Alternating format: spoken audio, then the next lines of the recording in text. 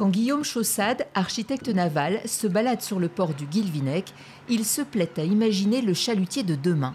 Et ce sera un bateau à voile. Il n'y a pas grand-chose qui va changer. La voile serait rangée dans sa baume.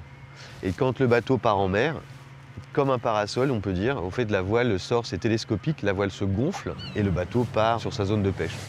Voilà à quoi devrait ressembler le premier chalutier à voile imaginé par le bureau d'études Coprexma de Pont-l'Abbé. Le projet en est encore au stade de la 3D, mais la voile existe. Visamo, développé par Michelin, a été testé sur des cargos. Pas besoin d'être voileux pour la faire fonctionner, tout est automatique. C'est un moteur à vent. Donc on tourne la clé, la voile se hisse toute seule, elle s'affale, donc elle monte, elle descend.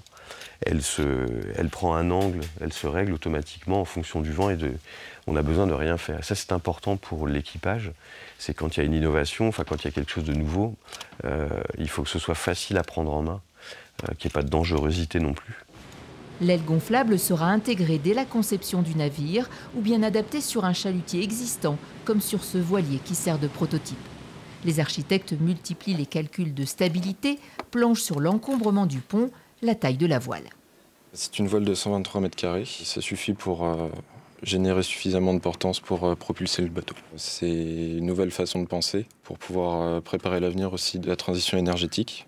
Donc c'est plutôt gratifiant de travailler sur ce genre de projet. Le retour de la pêche à la voile n'est ni un saut dans le passé, ni une utopie, plutôt une évidence pour la filière pêche contrainte de se décarboner, à condition qu'il y ait retour sur investissement en termes de performance et de gains économiques. L'équipe s'est donné 1 an pour en faire la démonstration.